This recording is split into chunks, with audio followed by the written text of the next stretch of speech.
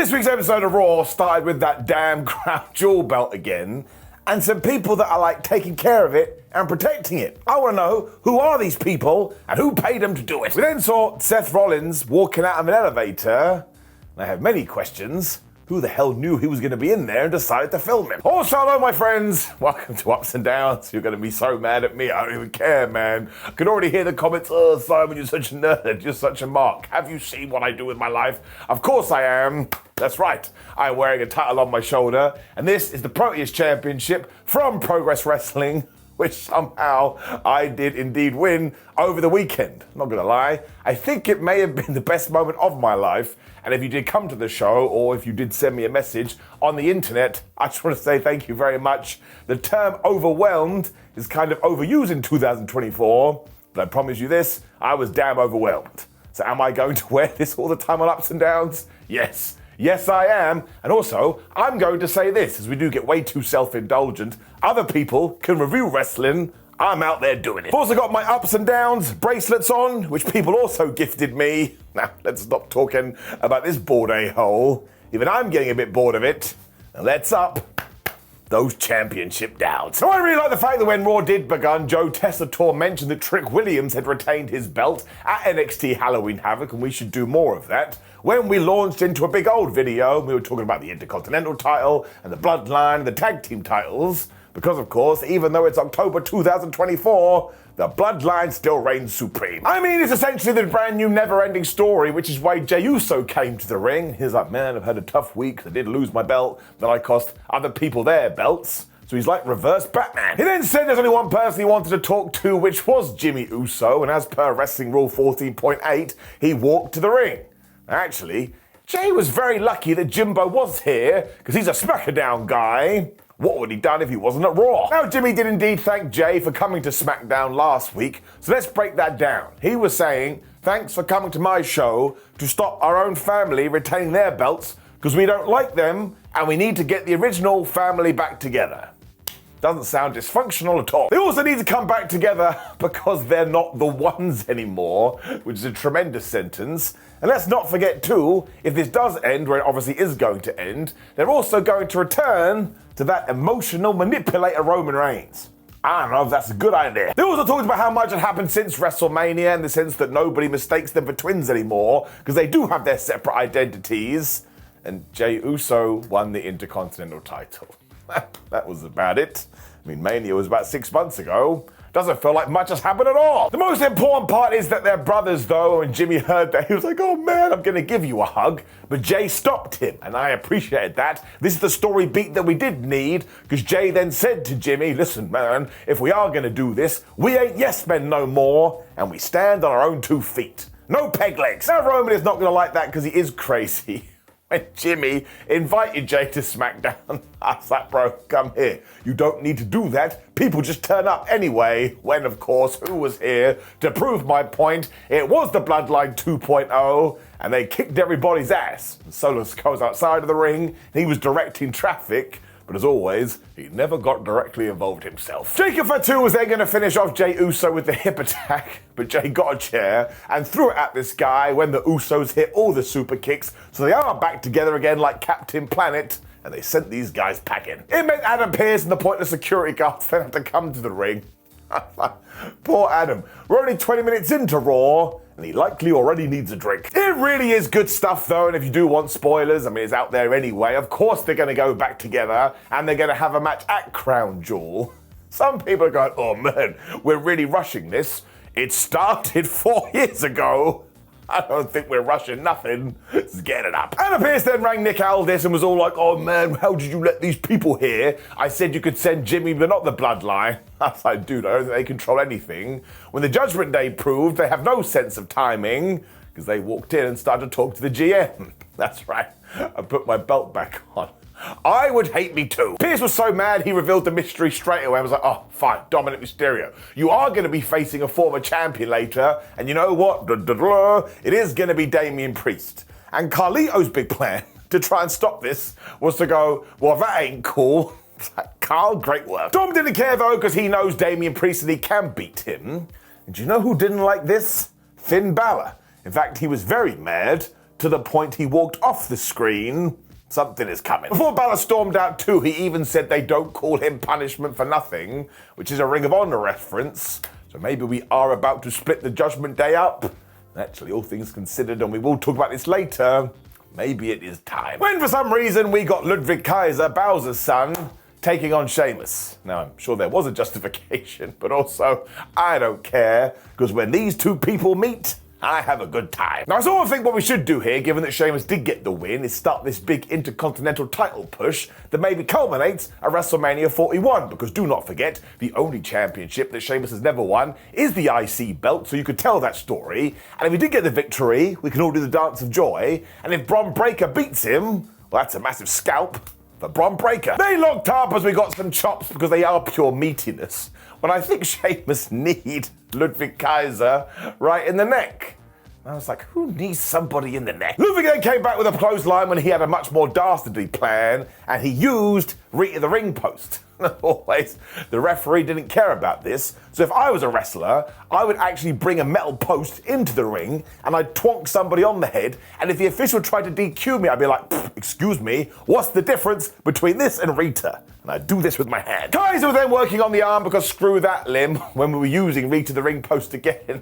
When do you know what got involved? The most powerful force in all of sports entertainment, the commercial break. Because when we came back from the advert, of course, Sheamus was running wild. So we should keep a tally about all of this in terms of this week's episode of Raw, the commercials like baby faces. Kaiser must have been studying though because he was able to dodge the bro kick, which meant Sheamus fell out of the ring. But you do not want to be in that predicament, because soon after this, the Irishman was able to wiggle his hips, and he got the 10 beats of the Bodran, whatever it's called, I don't know. Ludwig then murdered him with a bomb of power, but he only got a 1-2-ooh. And Sheamus was like, I just want to go home.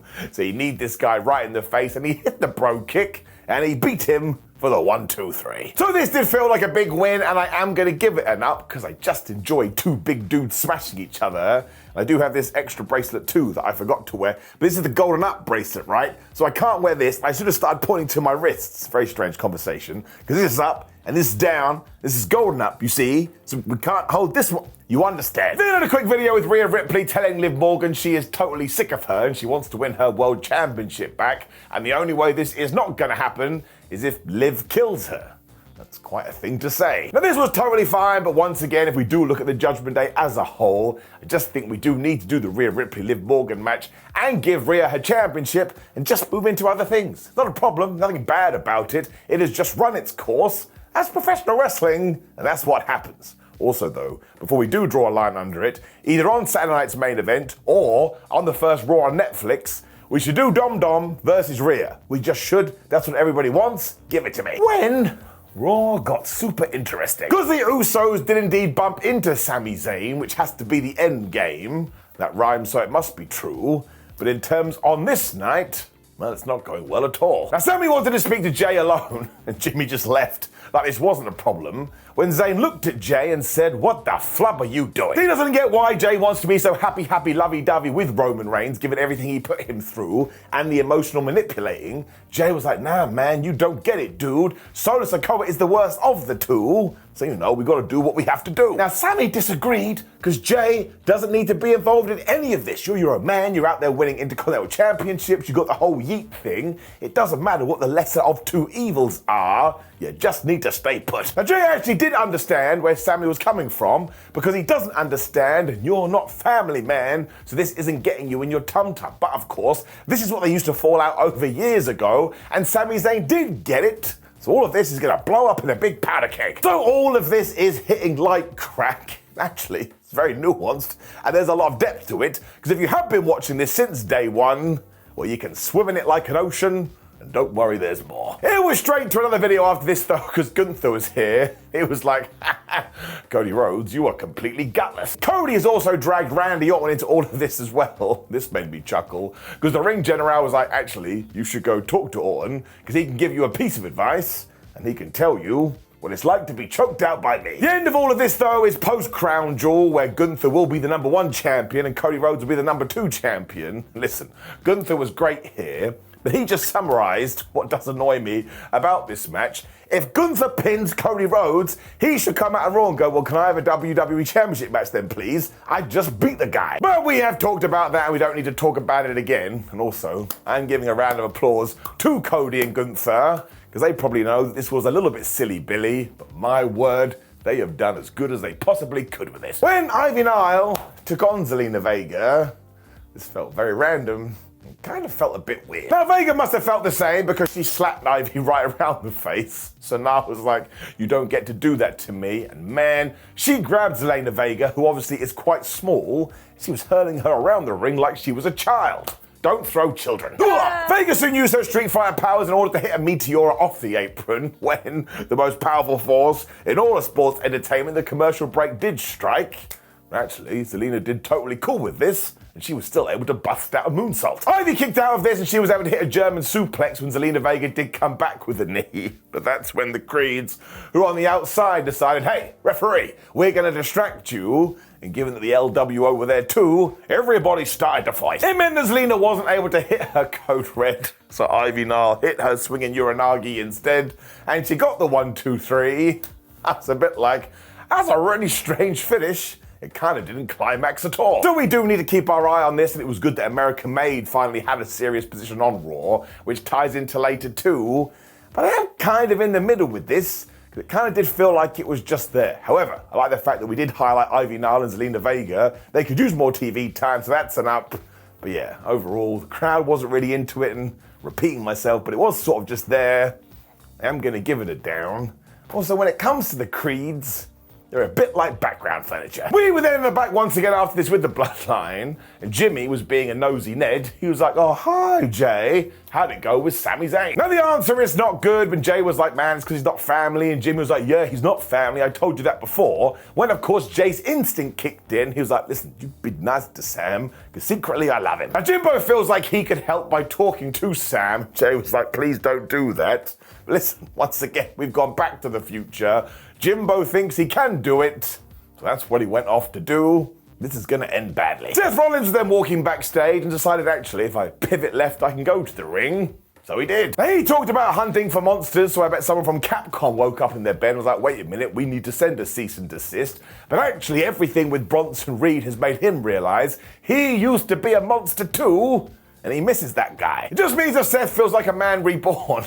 Bronson Reed popped up on the big screen. He was like, listen, mate, Adam Pearce asked me not to come into the arena, but he didn't say that I could stand out in the parking lot, so I'm waiting for you. That's like, one, Bronson, what the flub happened to your accent? And two, I think you're kind of mucking around with the rules. Rollins totally obliged though, and he went out there, and the use of security cards did nothing. And of course, straight away Bronson was grabbing Rollins, and he was throwing him into cars. That's his new favorite thing to do. Seth knew that these kind of things are all about escalation though, because then he was getting van doors and slamming into Bronson Reed's head, and he even gave him a curb stomp on a bonnet. Bronson was like, that didn't do anything to me, and he was back on his feet instantly. Rollins then panicked and he threw a box-like structure at Bronson, who came back with a massive trash can. When they got in this trailer, and essentially Reed gave Seth Rollins a DVD through all these tables and rubble that was on the floor. I was like, well, that's it, Seth Rollins is dead. So this was a really good brawl, and listen, even though Bronson was on top here, he has to win at the pay-per-view because we have done such good work with him the last couple of months, and he cannot possibly lose round one. Bronson Reed is so damn fun at the moment though, and of course Seth Rollins feels like a massive deal, so I'm pumped about all of this, and it's just entertaining, man. That's why I'm watching. The secret best part of this too is that when Seth was storming to the back, he took off his blue jacket to reveal he was wearing a blue jacket. This is the 2024 version of Sting wearing a Sting mask and taking off the Sting mask to reveal Sting. Please never stop. R-Truth was then talking to the Alpha Academy. He was like, listen, I really prefer you guys without that short, angry man that used to yell all the time. Made me laugh. Otis then screamed Master Gable, so Truth said you can't say that on TV. So put the kids to bed. We just made a masturbation joke. Don't get mad at me, that's what happened. Miz then walked in, and of course now he's terrified of the Wyatts. He was like, Truth, I was only kidding the last few weeks. You're my family, man, and I love you. Do you remember when we won the tag team titles at WrestleMania? We don't need to worry about the fact I stabbed you in the back. Let's remember the good times instead. Thankfully, Maxine jumped in and said, don't listen to him. And Miz did make me chuckle here. He was like, oh yeah, why don't you listen to Snow White and the Two Dorks? Miz, it's the lamest insult I've ever heard. But actually, lame insults are really funny. Truth actually stopped Otis and Tozawa from murdering the Miz. And that's because he went, hey man, I do agree with you. Then he punched him in the face. I was genuinely elated. This is what I want from my baby faces. Don't be stupid and don't trust the evil people. He also wished Miz luck with the Wyatts, which was a good line. When he left and he saw Pete Dunne, he went, hey Butch, have you seen Pete? As always, our truth is my hero. When we had a everybody needs to win this match, that's really tough. It was also to determine the brand new #1 contenders for the Raw Tag Team titles. And good grief, do we need to do something with them? They're basically like ghosts these days. But it was the War Raiders taking on the New Day, taking on the LWO. And it was super duper good fun times 9,000. Now Xavier Woods was just being a tyrant too because he didn't give a damn. And at one point Dragon Lee was going to get the tag from Rey Mysterio, but Xavier stopped him and pulled him to the outside. Now one, fair play to Woods, that's very brave because Dragon Lee is a dragon, he could have set him on fire. But two, as Xavier told everybody, don't get mad at me, I'm just trying to win the match. It's true. Kofi Kingston was able to get in there though, and he was dropping legs on Ivar and Rey Mysterio, because why wouldn't you do that? And after he had smashed Mysterio with the SOS, everybody just went dive, dive, dive, dive, dive, dive, dive. When Kofi was like, well, I have the best dive, and he did the trust fall. Finally, the Dragon did get in there, and he just burned everybody alive. Actually, he just cut Kofi's ribs, and he hit a DDT on Ivar. And given that Eric was basically chilling, he was like, well, I'm going to get involved now. And because the War Raiders are massive, they just flattened everyone. They really are better as these guys too, and they're also wearing less fur, which is a plus. When we just got Bombs of Powers, Hurricane Ranas, and Xavier Woods breaking up all the pins, he doesn't want to lose. Then she was a massive success as well because the New Day were able to hit their finisher. But when Woods went to the top rope, he saw Rey trying to get back in the ring. So he ran at him, and Mysterio was like, all right, well, he just opened the ropes, and Xavier fell to the outside. Now, Wade Barrett was like, what do you want him to do? You can't ignore Rey.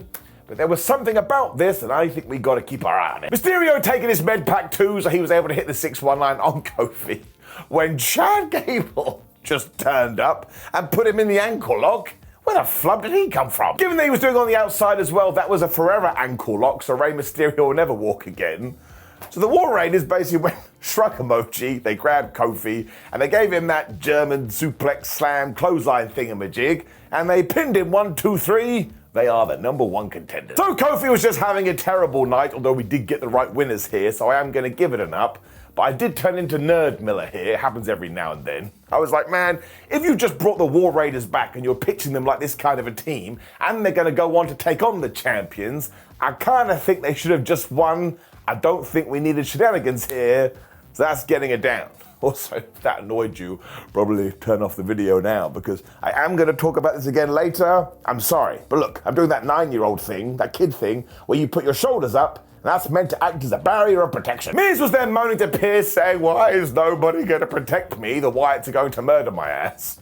When the Final Testament walked in, Miz was like, I've got a plan. Why don't we run away? Karen Cross was like, nope, what we're going to do is find the Wyatts, otherwise I'm going to break your leg. So he's now realised he's made a terrible choice, and Karen is a psychopath, but also, bring it down, there is the crime counter. I checked and I asked a few people, you're not allowed to walk around saying you're going to break people's legs. It's considered an offence. So the Miz has chosen an awful new friend when we got our big Bloodline twist of the night. And I'm sure if you're watching this, you went, oh my gosh, you had water coming out of your seeing devices. Because as the Usos were leaving the building for the night because they're super cool and don't have to wait until the end of the show, they stared off into the distance, and who did they see Sami Zayn talking to?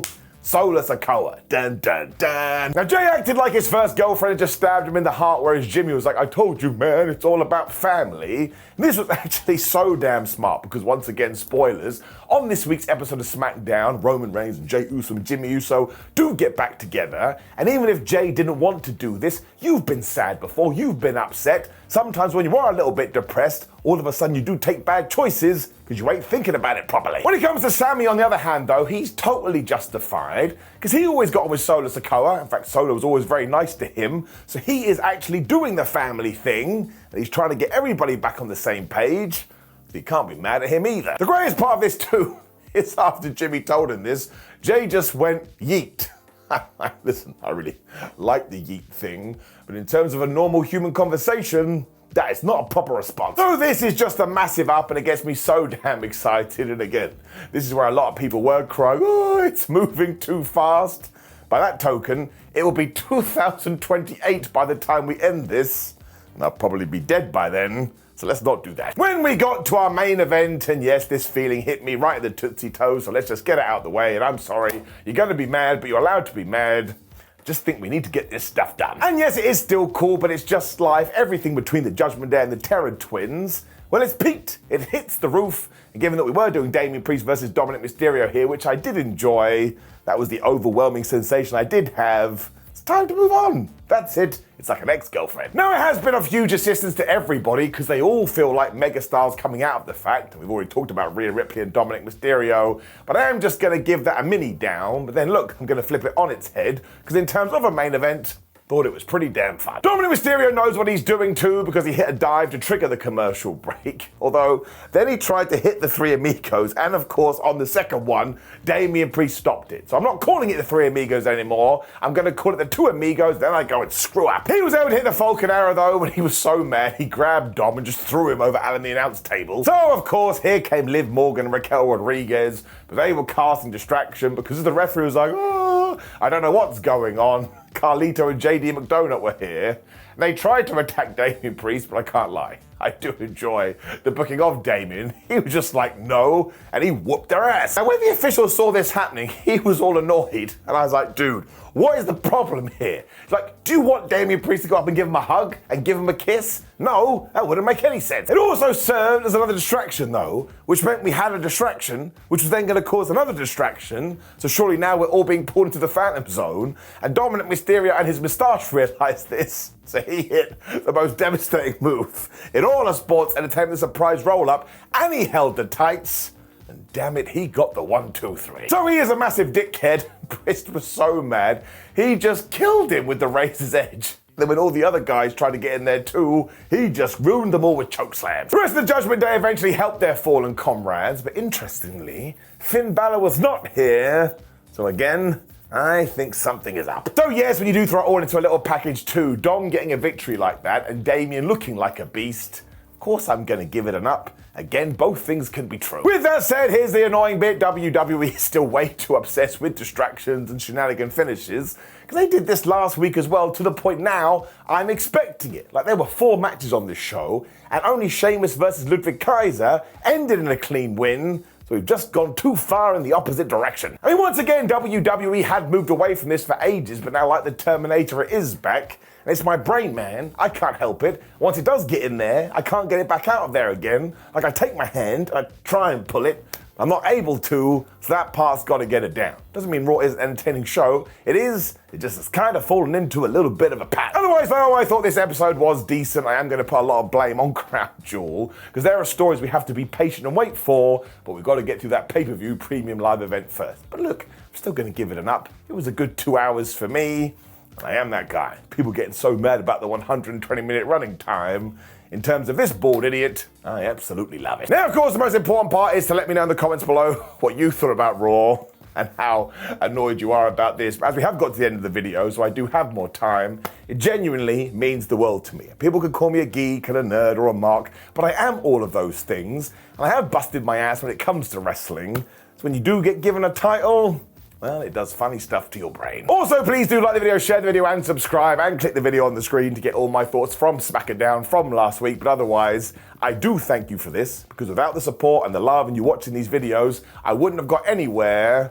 So thank you for giving me a moment I shall never forget, and I will see you on the next one.